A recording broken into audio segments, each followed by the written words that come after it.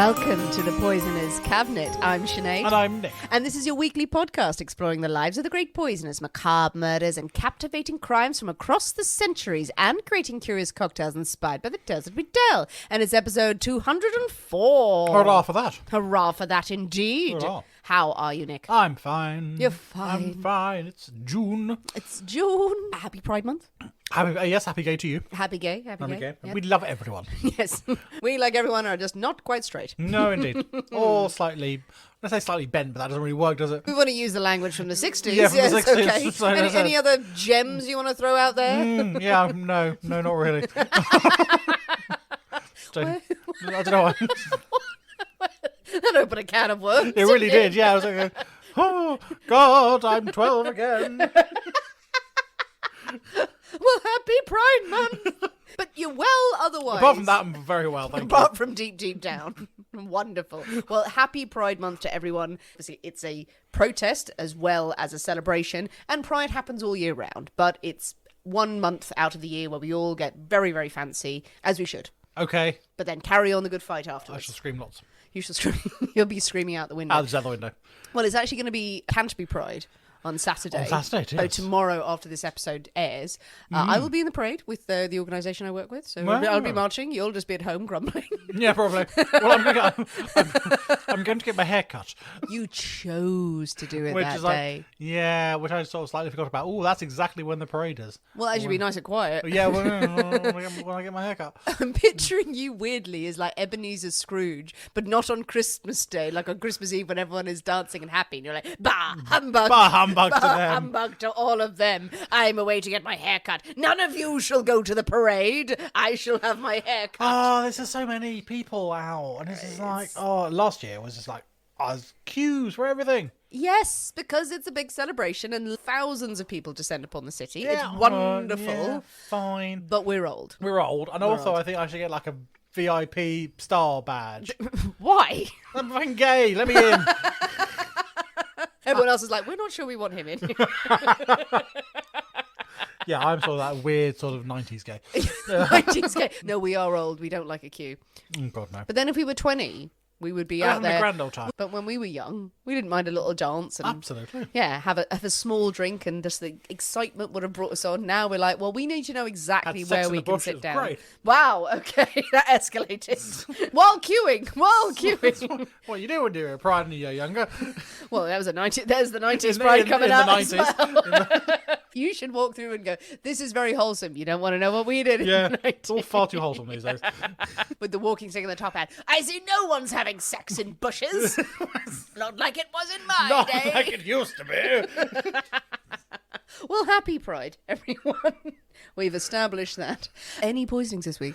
Probably me after all that. I mean, no one's being poisoned, and that's a good thing. But there's still time. Always time. There's still time. Well, speaking of planning our poisonings, but being fabulous and celebrating Pride while we do it, I think it is time for us to thank our delicious Patreon subscribers. We most certainly should. So this week we must say thank you very much to the Archmage of Arsenic. That's a high bar. You My said. liege. And to Goblin Sleeping in a Cave. That's to Nicole Brown. You interrupt me, game love. Poor Nicole. To Jenny Hardwick. And to Pricklebum von Gorsfairy. Okay, Nicole, Jenny, we love you. So we love you dearly. You did right. You did right. You shared your name with us. You emptied your soul, and it was fine. But this was not the week to do that. There's been some stiff What? competition this week. Wait, what the hell? Everyone with your names. Absolutely Brilliant. outstanding. Absolutely outstanding indeed. Love it. That is a whole short story. Nicole and Jenny, you are the plucky young people who have wandered into the forest to encounter all these people, these magical beings in there. Wonderful names. We love you, darling, delicious Patreons. We had fun on Patreon this week. I told a story. You did. Yes, I did. It was about arsenic. Hey! It was. Because I've said the word, should we sneak in an arsenic alarm? You go for it. Okay. Arsenic alarm! Arsenic alarm! Arsenic alarm! It's a little one because we don't Is that often happen get them. every time you say arsenic? Yeah. Arsenic alarm! Arsenic alarm! It's not like the thing in Blackadder. No, we told an old-fashioned story of a landlord who was poisoning people. I mean, in that his was household. that's going back to the core, isn't it? That was- good old Victorian arsenic murdering. It was good old Victorian arsenic murdering. These are the sorts of stories that we can share on Patreon and have fun with them. If you want to know what the hell we're talking about, please consider joining us on patreon.com/The Poisonous Cabinet, where you get extra episodes every single week, as well as lots of bonus content. So videos, little behind the scenes excerpts, and on certain tiers, you get even more content from us, as well as gifts and a lot of the chat that we do before we do these episodes, Yes. which gets increasingly unhinged. It really does. This one especially. So. This one especially. Well, we thought it wasn't going to be, and now it's just no. All that just was in the main episode, Nick. Oh, was it? Oh, shit. Depends when I listen back later. I go, oh no. Oh, no. Well, Nick, are you ready I think we should probably do something. to drink cocktails and talk about poison? Meh. Or we could drink poison and talk about cocktails. Oh, let's have another wee drink. I'm dry. No, dry. I am really in the mood for a cocktail this week. I'm glad. I am really in the mood for cocktails. intrigued by this. And of course, it's Nick's story this week, but we can't possibly have a story without a cocktail in hand. As you know, dear listeners, every week we choose a secret ingredient that is inspired by the tale that we tell and will flavour our cocktail of the week. Nick, your story, It is. your pick, Yes. and the secret ingredient Is a king. king. King. A kingly king. Yeah, kingly king. Not the king. Not the king. Not the king. Oh, not Charlie. Not dear old Charlie 3. Not Charlie 3. But a king. A king. Okay, Yeah. that's nice. I like it. Yeah. Vague. Vague. I like vague is good. I will say that while finding the stock image of a king on the platform that I use to make the images each week, some of the images of a king that some actor has had to dress up and portray, as in trying to channel Henry VIII, but not. Without giving too much away, without Yeah. it going, it can't look like Henry VIII. It was hilarious to look through. And I was like, oh, I thought I could have given you a specific king, but that would have given too much away, I feel. oh, okay. Oh, I like. So- Oh, we even do specific king. I like it. I'm very excited. So, with a king, then as your ingredient, your inspiration, Yes. what have you come up with? We are having this week a storm king. The Storm King. King of the Okay. Storms. King of the Storms. King of the Storms. It was very Game of Thrones. It I is feel. very, yes, Yeah, absolutely. it's very, very. Yes, yeah, absolutely. And I don't You have mind that Storm at all. Lords of Game of Thrones. You do have Storm Lords. That Yes. was it. Yes. Ah. Yep. But then there has to be a king who controls I'm sure all the there probably lords. was at one point. At one point, Yes. before they killed him. Before a tornado got him. Yes. Before he went out in the wet and got a bit of a chill. Yes. Storm King. The Storm King. Okay, I'm excited. Wow. I hope I'm excited. It'll be interesting. Oh, when you say interesting, I get worried. It'll be new. Wonderful. Okay, well, I think it is high time for us to parade into the Poisonous Cabinet kitchen and shake up Storm, so we'll see you in a minute. We'll see you in a bit.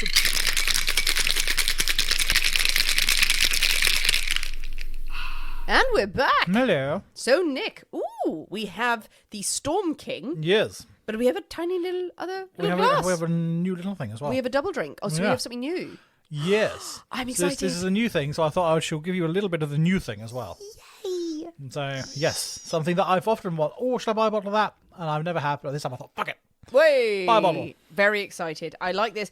I can't tell you how excited I am by the fact that this drink also has a garnish. Yeah, I In know, the- because generally I really can't be bothered. No, but you've done the little cherry. I have. Since we've been uploading our past episodes to the website which will be launching very soon, but which also means us uploading all of the pictures. The old pictures. And then it did make me go again, we must make these cocktails again. And then I suddenly saw a run of you doing garnishes and Yeah. then they just stopped. It's just- You're like, no. That's a lot of effort. But I'm just excited because that means it's a snack, because I'm There on is sort that. of calorie control at the moment of like, oh no, my God, that cherry's going to be damn tasty. Also, coated in booze and sugar. Perfect. Absolutely perfect. That is a meal in itself. Oh, I'm excited. So I think we should do the... Let's try the Storm King first. Let's do the cocktail first. Okay. First. Merry Christmas. Merry Christmas.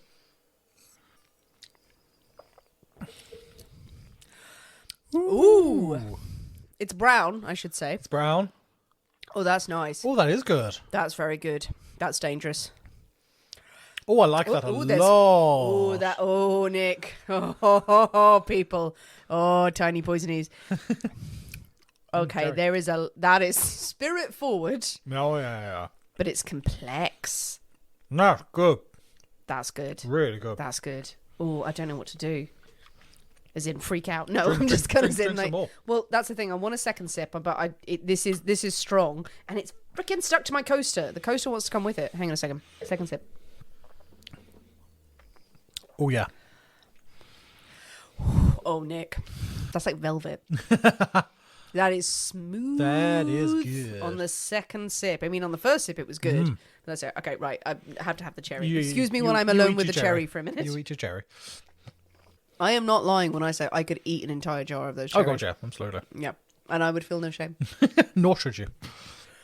So, But strong, yes, spirit forward. Give me some thoughts. Okay, bourbon? Nope. No. I don't know why I say bourbon, because I really don't It's think there's brown. any bourbon in there. It's just there's brown. Okay, because there's a cherry, is there maraschino? No. Cherry brandy? Nope. Is there anything else cherry related? Yeah, no. Okay. Okay. Okay. Vermouth? Nope. No vermouth. Brandy, cognac, Nope. Calvados. Nope. There's no other drink. Rum. Nope. No, there is no other drink. Shut up. Okay, and the actual other thing that you've got in the glass there isn't brown either. So where's the brown coming from? That's what I want to know, Nick. Gin. Nope. What am I missing as the base spirit? What have I not said? Okay, so I've bourbon, gin, vodka. Nope. Shut up. I like this bit. I can It's do funny. this. I can do this. So brandy, right? Gin, vodka, brandy, bourbon, whiskey. Another kind of whiskey. Whiskey. Whiskey. You motherfucker. I knew it on the last I guess. knew is an Irish whiskey. Nope. And I didn't think so. Yeah, because I would have been able to intrinsically tell. Yeah, because you would have known that the first guess would have been Irish whiskey. Yeah, yes. Well, okay. A. Shut up. B. Don't need a second one because the A was so good. Yeah. So Scotch. Yeah, just a blended Scotch. But it's not an Islay. No. No. Nothing fancy, just a Okay. nice blended Scotch. Okay. So that took hours. Yep, days there. Okay. So a Scotch. Is there anything else fruity? I wouldn't say fruity. Not fruity. Twiggy. Yes. Oh. Not bad Twiggy. Not bad, really. Because otherwise I would have started screaming. Right, if it's not bad Twiggy, is it Benedictine? It is Benedictine. Did I get that right? You got that right? I'm so happy. Okay, right. So, Scotch, Benedictine. How many more? I mean, basically, there's some bitters in there, which Bitters? has darkened it down to that colour, and then you're basically left with the one new thing. With the new thing. Okay, Yeah. well, I've no idea what the new thing Are is. you getting any particular flavouring? Well, it's- One of those things because I know it's in there, so I might just tasting it because I know it's in there. It feels more savoury. Mm. Is it a nut? Is It is. Is it? Yes. Oh, Are you I getting swear to God, I something- didn't know that. Are you getting something nutty? I'm getting something Are nutty. you getting a nutty Oh, something? is it Frangelico? No. We've had had that- that. We we've had that have before. had that before. Brazil nut? I'm going to go through all the nuts, Nick. Peanut. Nope. Cashew. Nope. What other nuts? Pecan. Pecan. Pecan. Pecan. I don't know why I'm doing that. There are no other nuts. Shut up. There's walnut. Walnut. Walnut. Is it walnut? walnut. That was literally process of elimination there. Oh my goodness. Okay, It's so a what is walnut this? liqueur. I love it. Yes, it's an Italian walnut liqueur. Again, dates back to 17. But yes, yeah, Italian walnut. Yeah, liqueur. Amazing. And so this is what we have this in is a what, little in the glass. little glass. Because I thought, let's give it a go, as it says. Because I think traditionally it is just drunk, just neat, Yeah. like a bit of a digestive type thing. I don't know if I've ever had it before. Oh wow, the aroma on that. It's really good, isn't it? Wow. I wouldn't necessarily be able to pick up walnut, but No, nuts are plenty. It's biscuity, nutty. Yeah. It is amazing, the smell on this. Okay, right, here we go. But that's really good. Oh my god. Imagine that that's just so with good. some ice. Just with some ice. Just a little bit of ice and that. Oh, that's Yeah, delicious. absolutely delicious. Oh, Nick, take me to Italy. Take me to Italy. And it's not overly sweet. It's not No. overly processed nutty. It just tastes really good. That's a Well, what an absolutely outstanding drink. bloody marvellous. Yeah, I'm worried how much I drank of that to try and work out the flavours because I kept going back sip, sip, sip, sip, and I'm like, oh shit, I've drunk half of that, and it's quite spirit forward, people. Well, if you can order the bottle of the walnut liqueur, And it wasn't horrendously expensive, and it was about £30. I think this cocktail would probably be a regular every now and Oh then. yeah, definitely. Yeah, I think this is a make It's again, a good one. but also as a digestif over some ice. I'm also imagining that with some ice cream. Pour over some ice cream. And did that or with some coffee, like an avocado with the shot of that in there type of thing. I'm getting so excited to So- know about all of the So possibilities. let's of just this go and buy liqueur. some ice cream. We are going to do that, but with our lovely Storm Yes. King firmly in hand. We actually must do some murdery shenanigans. I think we should. Right, so today Yeah. we are looking into a bit of a mystery. Mystery. An unsolved murder. But an unsolved murder of one of the richest men in the world. Love it. Yes, indeed. Sir Harry Oakes, the Baron of Nassau. Okay. Okay. I don't know that at all. Do you not know him at all? That, I mean, from such a lofty title, you may be expecting a story about some sort of English toff. Maybe, So, yes, yeah, I guess. so dear old Baron Henry or Oak- something well, like that. Oakes, yeah. It's Fuck. about a story about dear old Harry, who was born in Sangerville, in Maine, Oh, in Maine. in the good old America. USA, on the Okay. 23rd of December, 1874. Nice. So he's an American chap. He is from a very comfortable middle-class family. His father is a successful lawyer, but it's a far cry from the aristocracy. So how did he end up Baron? Yes, how did he How end up did a he baron? end up a Baron? What did he do? We shall find out. Yeah, I hope we would. We shall indeed. Now, he's one of 5 children. He's had a good education, and the plan was that he's going to become a doctor. He's going to become a medical man. That is, his future has been laid out for him by his parents. It wasn't style at the time. It was the start of the time. He attends Foxcroft Academy and then Bowdoin College. I'm probably pronouncing that very wrongly. And eventually on to Syracuse Medical School. These are very fancy names Very for all fancy these names, places. established and respectable educational institutions. He is there. He's going to become a learned man. I'm sure they are established, and anyone from Maine would know them and go, oh, yeah, we know of this as well. But it does sound like you are going, and he was from fancy smuggling, blah, blah, and Yes. blibbity blue. And everyone was very impressed by it. Yes, and he was from Flinkington, Croftington. Yes, oh, wow, the most impressive school ever. I was like, I Very don't know impressive what this schools. is. Very impressive. He could have made it up. Yeah, he could have done. But however, over the years of his education, Harry becomes slightly obsessed with following a different career path. He knows his parents. Yeah, I'm going to be a doctor. My father was a lawyer. I'm going to be a doctor. It's like Dead Poets Society. But he's like, no, I don't want to be a doctor. I want to do my own thing. I want to do my own thing. And much to the chagrin of his parents, who's like, no, you're going to become a doctor. No, I want to find gold. I'm going to go and find gold. And that's what he wants to do. He's going to be a prospector. He's going to be a prospector. Okay. He's going to dig for gold. And he's going to strike it rich. I mean, it was stylish at the time. Are we a bit late for that? Well, we are just hitting the what's known as the Klondike gold rush. Klondike. So California has sort of been and gone, and there's bugger all left. But in the end of the 19th century, gold is found in the Klondike, which is an area of northwestern Canada. So it just borders Alaska, really, in Canada. So very, very, very far away, very, very cold, very, very snowy, but lots of gold. Yeah. So the papers are full of stories about people striking it rich in the Klondike, this new thing. Men are finding their fortunes in Canada. Well, I mean, it's a compelling proposition, isn't it? Yeah. If I go and work hard, I'll be set for life. Absolutely. The papers are full of stories about, like nuggets the size of your head just lying on the ground and things. And It's less of a nugget. Okay. boulders of gold just Yeah, there we are. coming off the mountains. People like dig a foot down and discover enough more gold than they can spend within a lifetime type thing. There's a settlement called Dawson City, which is on the confluence of the Klondike and Yukon rivers, which is sort of like one of the main hubs. Before this sort of rush started, there was about 500 people or so lived there. Yeah. Within 2 years, it had grown to 17,000 people. Such was the mad rush of people to go and pick up these boulders of gold from the ground. And Harry was like, that's what I'm going to do. That's what I'm going to do. I'm going to do this. He's inspired. In 1898, Harry packs in medical school. He's been at medical school for 2 years. Had enough. No, I'm going to go and follow my dream. Follow the gold to Canada. Fair enough. Fair play. He does not find his fortune in Canada. Ew. He's been given a chunk of cash by his parents, and they think, well, okay, fine, go get it out of your system. Because they're relatively wealthy, so they can afford to say, Apparently. take a year out. Take a gap year. Gap year. Go and find some gold in Canada. Go and explore. Do whatever. Come back. Go, okay, fine. It was a bit of a crazy thing. And then settle into your lifetime plan. He instantly sounds like a dick. So he does this. So he takes some of his parents' money, and he goes off to Canada. He finds fuck all. He goes, absolutely. But rather than go, okay, fine, that was a silly idea, he spends the next 13 years searching, such as his need to find gold. And he searches the world.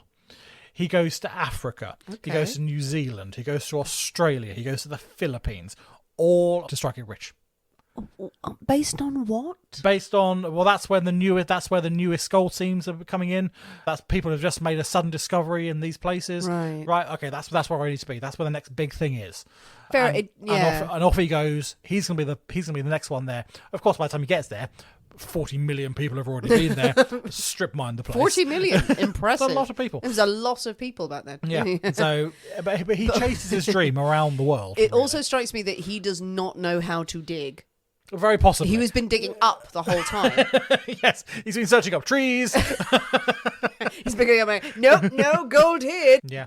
So, I mean, he finds nothing of any consequence. Yes, occasionally he strikes a little pocket of gold and hooray, hurrah! It lasts a couple of months and then he's like, shit, where's the rest of it? Yeah. And he is fast emptying his parents' bank account by doing all this. By 1911, he is pretty much broke.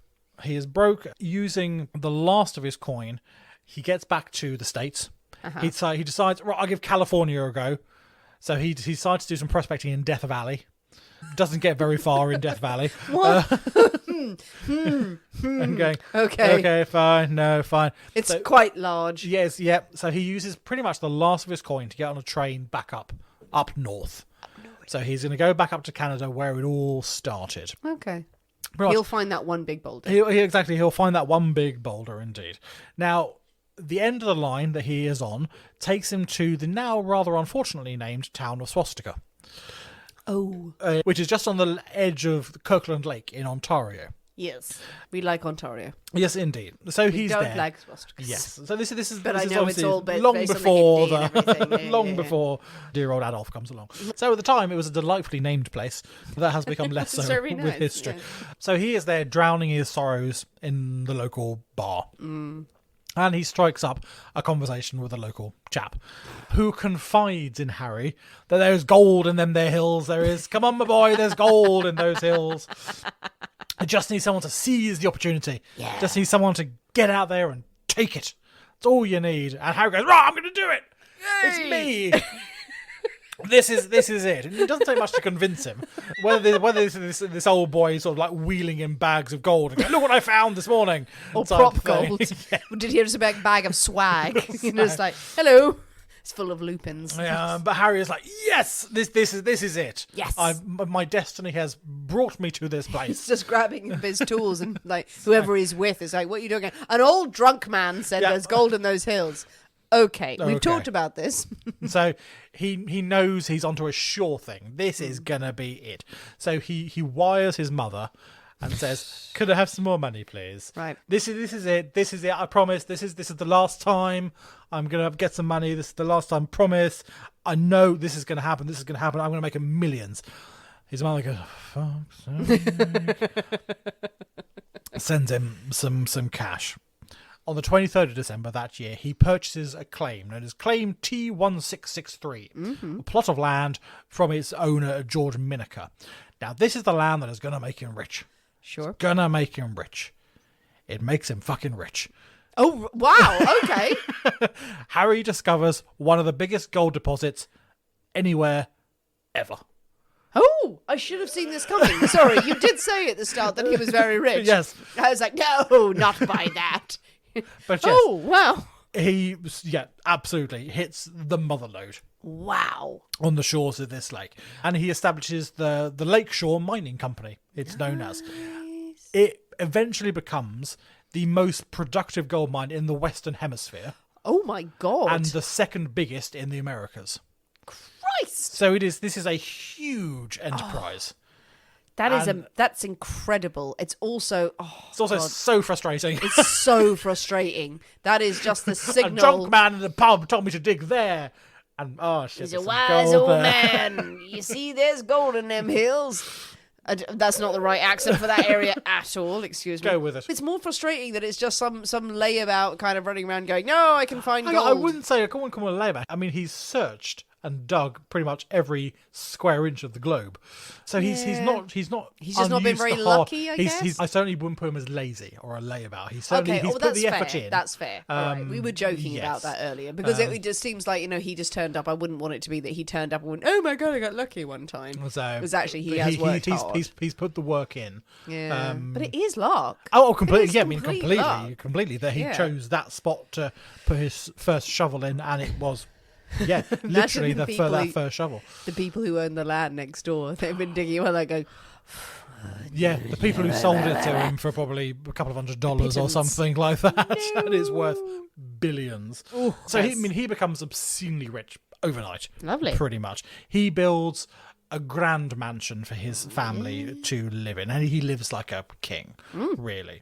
But he also remembers his relatively modest upbringing as well, and he spends a huge amount on philanthropy as well. So Nice. he donates money to hospitals, he donates money to local charities. He's quite a big environmentalist as well. So his property is on the shores of Lake Niagara, so by Niagara Falls. Nice, And yeah. he invests heavily in the sort of federal park that's around there, the lakeside eroding because of industrialization and stuff like that. Probably that's generally quite selfish because he lives there, he wants to look nice. But he spends a lot Okay. of money on those sort of environmental concerns and things. So yeah, so he puts a lot of money back into the community, Oh, as fair, well as fair. going, I fucking earn it, I'm going to live well. But he doesn't sure just you hoard would. it. Yeah, and go, I'm going to dive into my big pile of money. He's not Scrooge McDuck. He's not right? Scrooge McDuck. He does spread the wealth, sort of as it were. Well, yeah, for tax reasons. Well, that being said, he is still a businessman, and he does come to resent the hefty tax bill that he has been forced with, because he's still an American citizen. Even though his business is in Canada, as a US citizen, you still have to pay. Yeah, still have to pay tax. American Yeah, tax as an wherever you live as an expat. So he's like, I'm paying Canadian taxes, I'm paying American taxes, for fuck's sake. So he renounces his US citizenship and becomes a Canadian citizen. Mm-hmm. Over the next few years, the Canadian government go, well, all you're doing is taking money out of the earth, therefore the taxes go up and up and up and up and up. And by some reports saying he's paying 85% tax Whoa. at the end, and he goes, nah, fuck this. I'm not doing that. Yeah, that does seem disproportionate. Also, you can afford it. Well, I mean, he is taking millions of dollars out of the ground, but still, it's a huge percentage going in tax. So he goes, nah, I've had enough of this. Don't want to do it. So in 1935, he accepts an invitation from a friend of his to move to the Bahamas. Nice. Moves to Lovely. Bahamas. Now, the Bahamas is a British colony at the is. time, and 0% No. income tax. Yeah. There is no tax. no tax. No tax. No tax. Whatsoever. Absolutely lovely. So Harry's like, yeah, right. So he moves his company to the Bahamas to, yes, take advantage of some nice tax schemes going on there. Okay. And of course, now the money is rushing in now without having to pay all these taxes and things. It is flooding in. Now, he is quite a sort of rough and ready chap. He's sort of used to getting his hands dirty, things like that. He's perhaps not quite what the sort of the island society are used to. He's rocking up on this island with a boatload of money, literally. British colony, already fancy and aristocratic and Well, sort I of guess they're posh just sort of- and yeah. very, very snobbish. Yes. Oh, this man who's earned money with his own hands. His own hands, you say? He's used a shovel. He didn't steal it. Yes, what's going on there? None of Oh, colonialism. He doesn't understand it. But you know, you can just take shit Yes, from people. indeed. You can just come along and go, we're British and we have a flag. So he doesn't really sort of integrate particularly well at the beginning with the rest of the sort of the people on the island. But he has got this friend on the island, the chap who invited him in the first place, a guy called Harold Christie, who's already a resident on the island, and so he sort of like smooths away and Yeah. sort of makes introductions to into society, sort of papers over some of the rougher edges of Yeah. perhaps his social skills, and to get him introduced into society. I guess it's a funny thing, isn't it? Because if you've moved over there, like, you know, I'm looking at this with modern sensibilities, that he's got all of the money. He's moved over there. Yes, there's moving and shaking that you have to do, but like, do you really give a shit about being integrated into Well- society? If for him, it's like, I'm just gonna get my big old mansion in this lovely, lovely tropical island and, and hang out. You want to be accepted Do you?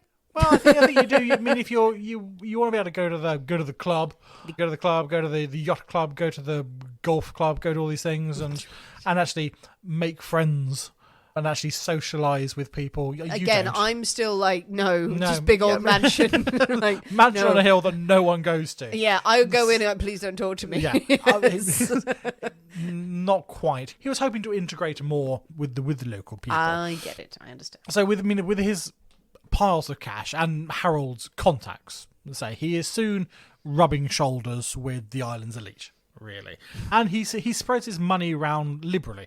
It is a very good lubrication. Big piles of cash. Okay. I mean, that's quite the phrase. Yeah, then, I mean, but it is in more ways than one. It is a social lubricant. He builds. Stop saying it. He builds a golf club. Nice. Called Oaks Field. Right. Then also he invests in the water infrastructure. He invests in public transportation. So not only is he sort of getting in with the fancy people, he's making himself very popular with just the everyday people as well. Probably very much beneficial to him that the roads work so we can get to the golf club. Well, it is. But also it helps that now the staff can get to his golf club as well. Yeah, exactly. Yeah. Building a golf club. I mean, great. I love a bit of golf. So there was one story. I would not be welcome there. He stopped one day at the British Colonial Hotel for a spot of lunch. I mean, they literally put it on the things. Yeah, they were not good with their naming. They'd scrub that out later on, going, "Oh, we really need to rename just this." that it's the hotel. It was the nice hotel. We didn't do anything terrible. So he stops there for a spot of lunch one day. Now the maitre d' decides to seat Harry at sort of the back of the restaurant. He's quite shabbily dressed. I mean, he's in a bit of he's scruffy. He's got a suit, but he's not wearing a tie. Yeah, but that's very Aristo, isn't it? Behaviour. So really? but he's a bit too scruffy and unkempt. Yeah. So like, now we'll put him at the back where no one can see him. Really, it's fine. He can have his lunch, but he goes there. Now Harry is not happy about this at all. He gets up. He leaves the dining room. He goes into the manager's office at the hotel. He buys the hotel. He returns and fires the maitre d'. Love that. It is petty as hell, and I am here for it. Yeah. He then decrees that only black employees can work at the hotel, which really fucks off a lot of the white employees who are there. I'm now in love with this man. When he discovers that, there aren't enough sort of trained, locals in the not retail industry, in the sort of hotel industry, he sets up a school. Oh my God! To teach locals the ways of to be a hoteliers. I don't know. Hospitality. Hospitality is the word you've been scrabbling for. That's the phrase I've been looking for the past 5 minutes.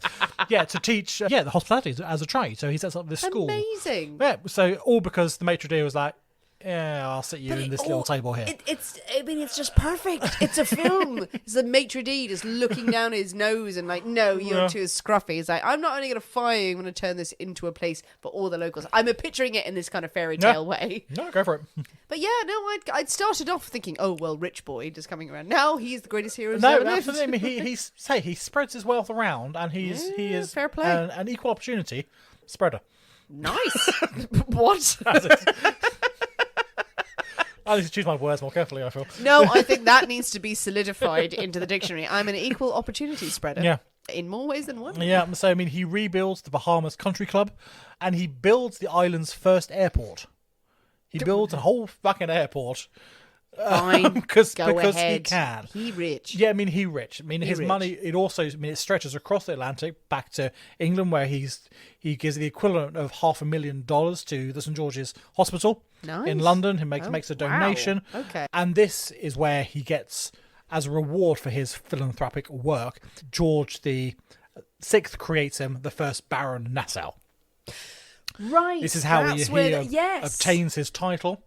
He becomes a British citizen, and he gets this title because of all the work he's done, not only in the Bahamas, but donating to London hospitals and other charities. So he's given this title. Wow. First Baron Nassau. I mean, it's an incredible story, really. But obviously, there's nuance in there. Obviously, he's moved to the Bahamas so he doesn't have to pay tax. I'm taking this in the nice way. I want to look at this. Maybe there's probably more layers to it.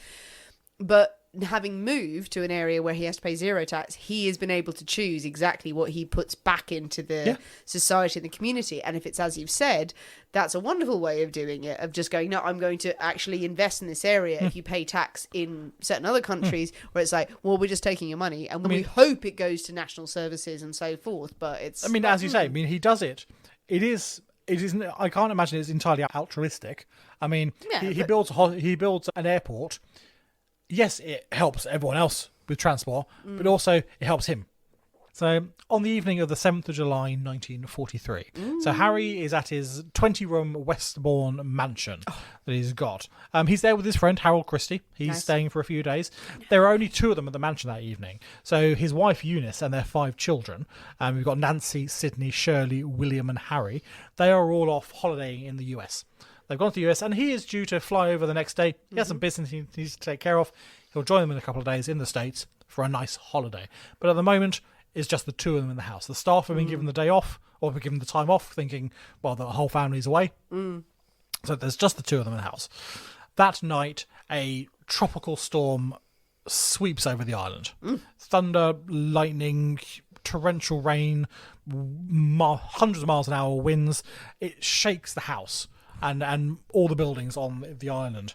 Now, the following morning, Harold Christie, he wakes up, he gets out, goes to look at the damage that the storm has caused overnight, and he ventures out onto the veranda expecting to meet his friend there for breakfast. They've always met at 7 o'clock for breakfast in the morning on the veranda. It's early. Yeah, well, they've got business to attend to, stuff to do. That was was lying around. No, that was one person going, should we meet at 7? You're like, oh, for fuck's sake. What?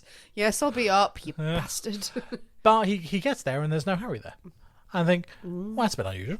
So we go, okay, fine, perhaps he's having a lie-in or so. He's having a lie-in. I deserve this, you bastard. He didn't sleep well the night before because of the storm, so he's having a lie-in. A bit of time passes, still no sign of Harry. That's odd. So Harold goes along to Harry's bedroom, knocks on the door. Harold and Harry. Yep, okay, cool. Yep. Harold goes along, knocks on the door, no answer. Knocks again, no answer, waits a bit, opens the door, ventures inside. Harry Oakes' charred body lays across his bed. Seriously? Yes. It's been burned. Burnt. Fuck. There are bloodstains on the walls, pools of blood on the carpet, smears of blood across the victim's face. The room is scattered with feathers from burst pillows. Jesus. And things. And a bloody handprint has been left on an ornate Chinese screen at the side of the room. On examination, it is found that Harry Oakes' skull has been fractured in 4 places, causing his death. The perpetrator, it seems, had then attempted to set fire to the room. Yeah. But it had caught, but not really spread. There's some reports say that it was used gasoline as a accelerant. Other reports that it was an insecticide used as an accelerant. Oh. So I'm not sure which exactly one it was, but whatever it was, it had caught slightly, so some of his clothes were charred, his hair, some of the bedclothes, but not burnt, and it hadn't spread beyond the confines of the bed. It certainly hadn't taken up the rest of the room or anything like that. It's very bold to do that, because you would potentially set the house on fire. Well, absolutely. I mean, maybe that was the intention, to get rid of all evidence. Who knows? But it obviously hadn't caught, and he has just been left there and then discovered the following day. An investigation is swiftly launched into the murder of Sir Harry Oakes. You would hope. One would hope, indeed. And one of the most prominent men on the island, the island governor himself, gets involved in the investigation. Now, he initially attempts to hide it from the press. He attempts to sort of squash this murder of an incredibly prominent citizen and go, no, nothing's wrong. It's all absolutely fine. I get that. Don't worry.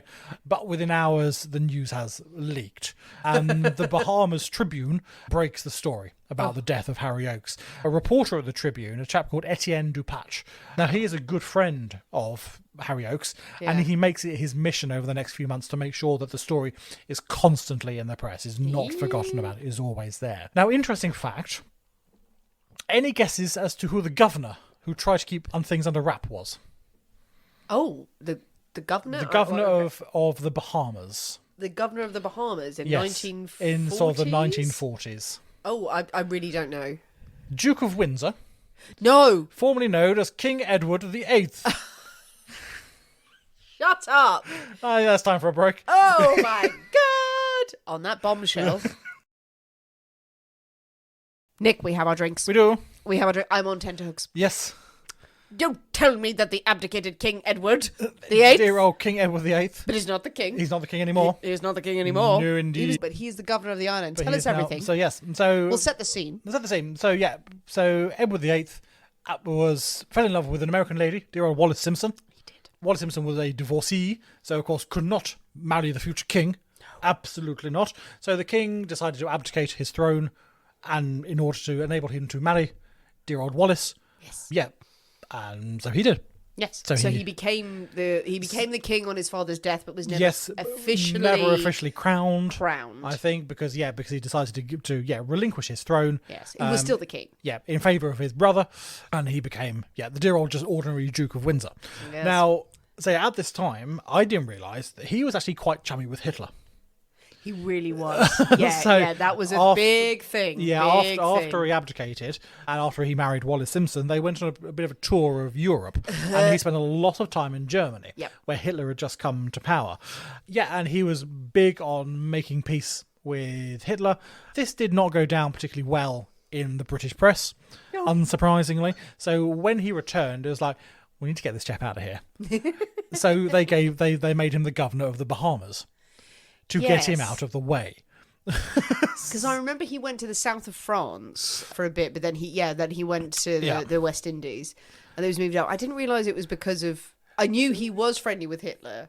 It was, then yeah, it was it was, moved it was, over. it was to get him out of the way, get him out of the press. Yes. Oh, he's a lovely chap. Yeah, Hitler so, and everything. Yeah. Get him out of sight, out of mind. Yeah. Yeah. So yes, he was sent to the Bahamas. Be governor over there. It's lovely. Yes. You'll love it. Dear old Duke of Windsor, Edward VIII. He's there. Trying to invite Hitler over, and everyone's going, please don't. Yeah.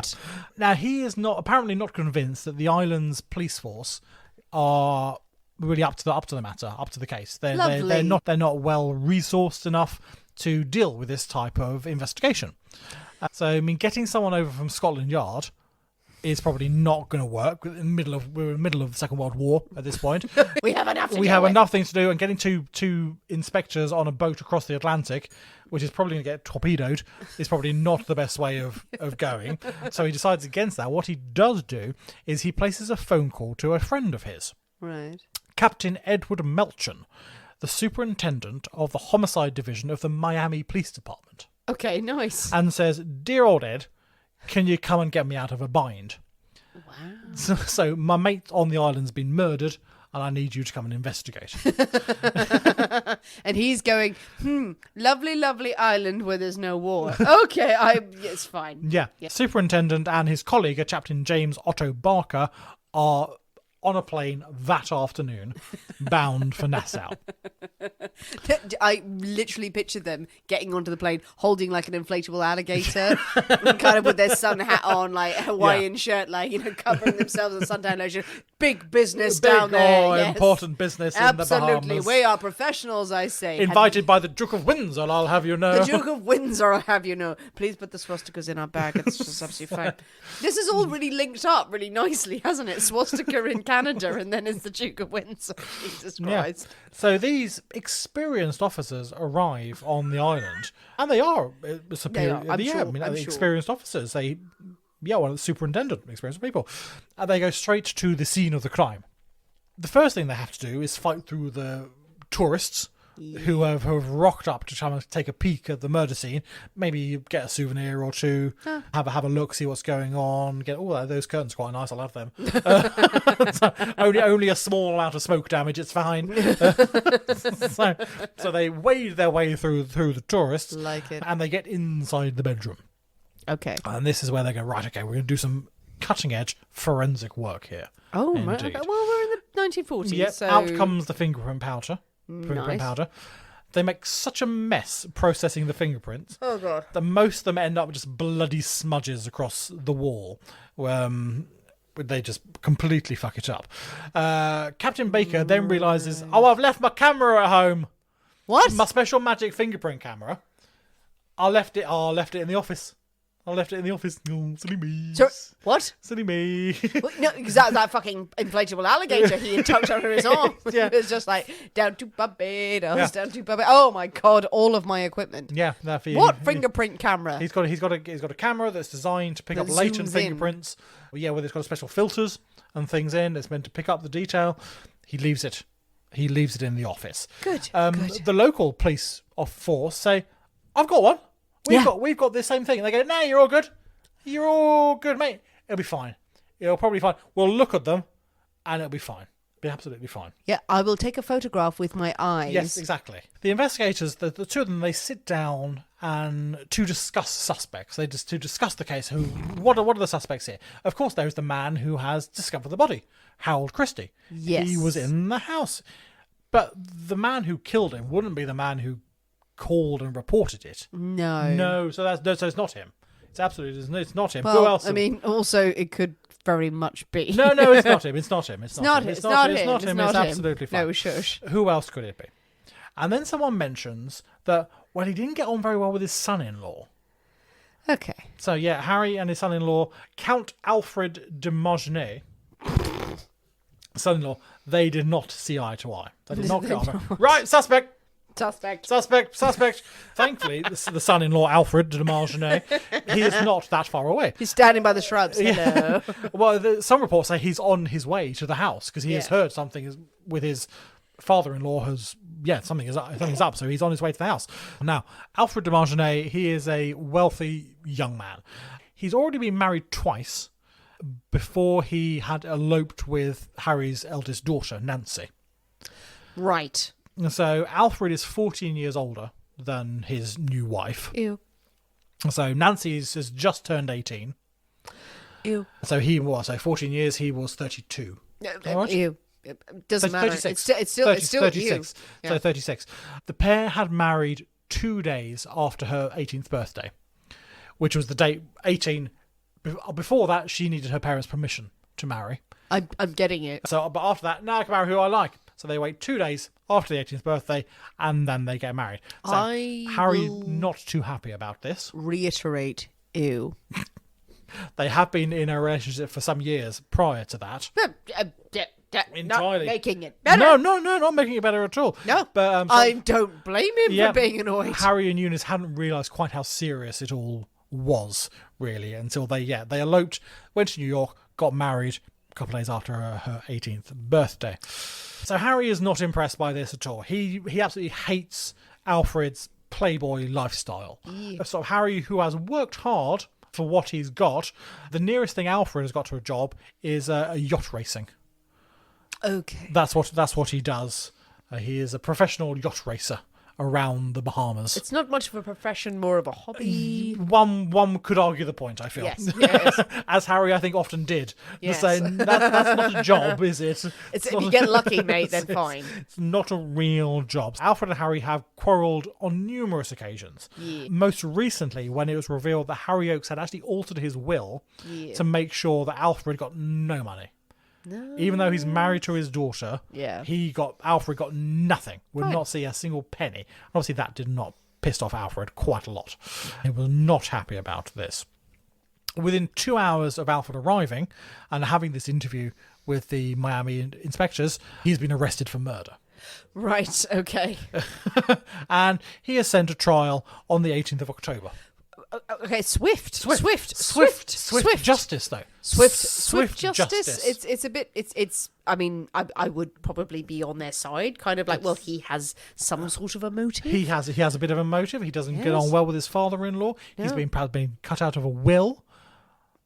Classic novel territory. Absolutely. They've all read books. I mean, they've all seen Death in Paradise. They've all seen Death in Paradise. They know exactly what's going on. Absolutely. They've been reading Agatha Christie's early novels going, my God, this woman has it nailed. So the trial goes down pretty quickly. It goes downhill pretty quickly. Okay. Really. Now, Captain Barker, one of the American investigators, proudly claims that they have found Alfred's fingerprints on the bloody Chinese screen in the bedroom. Oh, the big handprint. Big handprint there. Alfred's fingerprints. We've got him. Dead to right. How else would they have got there if he was not the murderer? Well. Absolutely true. Okay, that's great, say the defence. Can we see the prints? Can we see... Well, they got a bit smudged. they got a bit smudged when we were processing them. But they're definitely his. They're definitely his. They're They're definitely there. definitely his. Oh, they're definitely there. Okay, can we see the photographs of the prints? Yeah, okay, yeah. Yeah. Oh, we forgot the camera. What? They forgot their camera. They didn't take any photographs of the Yeah, of prints. course they didn't. So didn't know. So No. you can't. Okay. Can we bring the screen? It must be in evidence. This blood stain. It might be a bit smudged, but it must be in evidence. Oh no, we cleaned the screen. What? It was a bit dirty, like all the fingerprint, like the dusting powder we need to, and like, the blood. spruce it up. So it's like it was a very expensive Chinese screen. So we needed to clean it. So Get a pretty penny for that. we cleaned the screen. Right. Okay. So your evidence is that you said you've got his fingerprints. Right. Yes. Can you prove it? No. Okay. So we're taking your word for it. Yes, you should take our word that these are his fingerprints. You should take my word as an Englishman. Yeah, absolutely. It's all entirely above board and legitimate. Absolutely. Later investigation actually revealed that the fingerprints they did have were matches taken from a glass of water that Alfred was given when he arrived for questioning. Oh my god. So it's like, yeah, that's not entirely legitimate, is it? Really? So No, I get such impatience with it. That is, I don't even want to hear it. I'm just like, no. Okay, Shut up. Move on. Move on. Next. Move on. What else Find have me you something got? that's credible. Sorry. Okay, well, Alfred, he was seen driving late at night in the vicinity of the house. Only evil people drive at night. Well, I mean, exactly. Why would he be out if not for nefarious purposes of such late night? That's the only people go out at night is for evil doing. They're frequently seen through their windows, like rubbing their hands and cackling. So why else would it be? Explain that, eh? Explain that. What's going on? Okay. Well, he had actually hosted a dinner party that evening at the house, and when the tropical storm hit, many of his guests, they couldn't no longer walk home. Yes. So he drove them home. He drove them home. Yeah. And there was a queue of sort of Barmanian society going, yeah, we were at his house last night on the night, and he gave us a lift home afterwards. Okay, fine, that might explain that one, but, what about he's got some singed hair and he's got a burn on his arm? Okay, well, that's more credible. Okay, More credible than being seen at night. How else could he have got that if not by burning a body? It's the only. And then the guests at the house go, well, a candle fell over the dinner party. Right, okay. Candle fell over, caught his arm, and then we had some more wine. Yeah, I can believe that. Yeah. But that's the only bit that makes me go, they were all They in were on all it. in They on were it. all in on it. Because the body's been burned and he had a singed arm. That's too much of a coincidence. Too much of a coincidence, absolutely. Yeah. They're like, but yeah, obviously, if you ever did a party, you're going to be burnt because it's candlelight. Yeah, okay, candle fell over and it hit his arm and it burned a bit and singed some A hair. little bit. I don't know how burnt was his arm. I mean, not that burnt, but the body wasn't that burnt. You'd think. The trial lasts 25 days. Wow, that's a long trial. It takes the jury an hour and a quarter Yes. to find him not guilty. Fine. Yeah. Yeah. No, we don't think he did this. No. We don't think he did this. Yeah, they didn't It's get been on. a waste of time. They didn't get on. And Nancy, Harry's daughter, Alfred's wife, is there going, yeah, they didn't get on. But he didn't fucking murder him. No. So, But that's it. You know, that's Yeah. the foundation of most of these cases. And like, you know, they didn't get on. It's like, yeah, but doesn't mean he's a fucking murderer. doesn't mean he's a murderer. Yeah, But and if also look elsewhere, you bastards. look elsewhere, mate, Use exactly. your resources. If not the son-in-law, then who?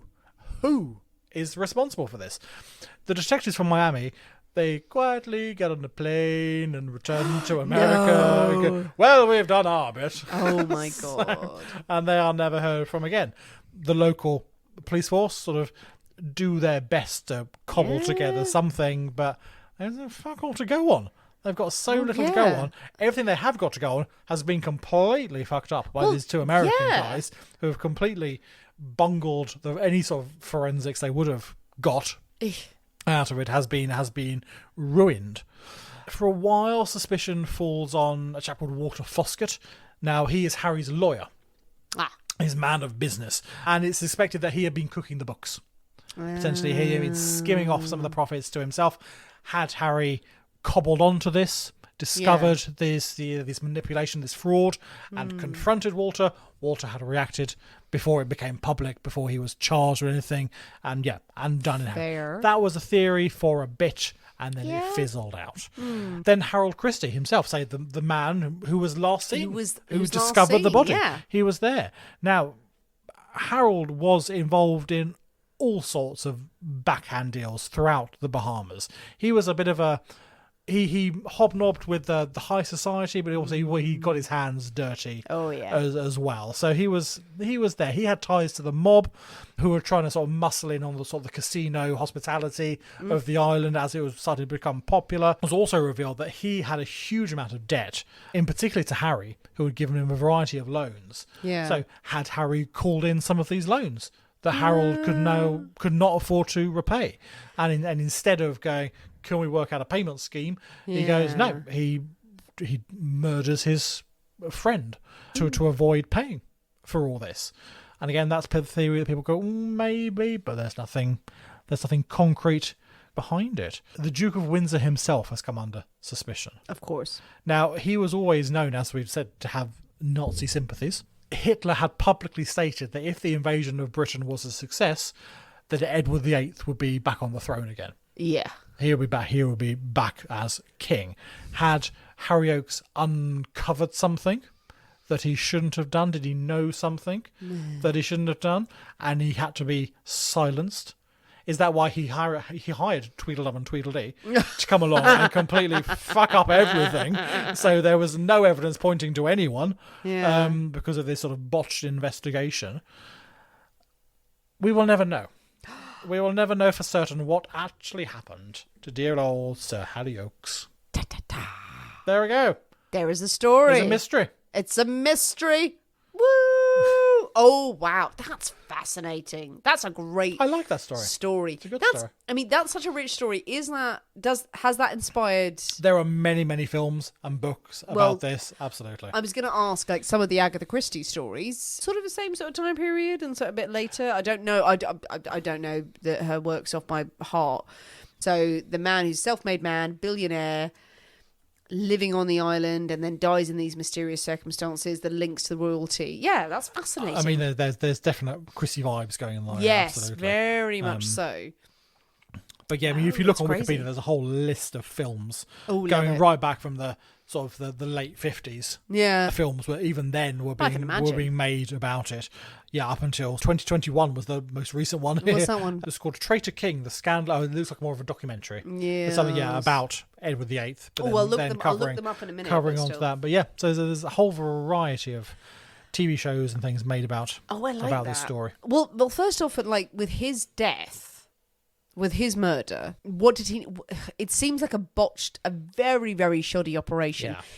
To the point where is it staged?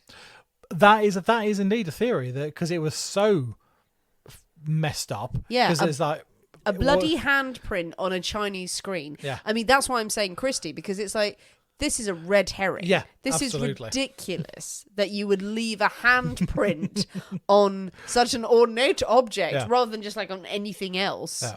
And then he's been partially burned. Yeah. He's been clubbed, and then if you're going to burn someone, burn someone. Exactly. Who Do it doesn't properly. understand how to do that? Yeah. I mean, we do, obviously, because we've been doing a podcast for a long time. Not that we would. Yeah, it just seems very, very shoddy. There's one story, one sort of account that I read that actually had when I described when Harold went into the room and found the body, that sort of all these feathers and things from burst pillows. Actually, one account that said that the feathers were still like in the air. Yeah, because if you open the door, I think their sort of logic was that it had been so recently done that they hadn't been able to do the fire properly and things like that, and they were sort of disturbed by this knocking from Harold on the outside.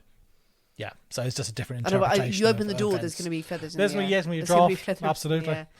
It seems like a really deliberate attempt to make it look like a botched or shoddy operation, making it look so shoddy. And if it genuinely was someone who didn't know what they were doing, any policeman could have found them. Really, at that time. But yeah, as you said, Tweedledum and Tweedledee coming over from Florida, having a lovely, lovely holiday, hired by the Duke of Windsor, probably thinking, oh, my mates will come over, who were probably just shit at their job and absolutely fucked it up. Could have gotten credible evidence if they'd brought any of their equipment or relied on local police forces. Just let the people let the police force do their job. Yeah, it's convenient to think that maybe it was a cover-up. Like, what did he know?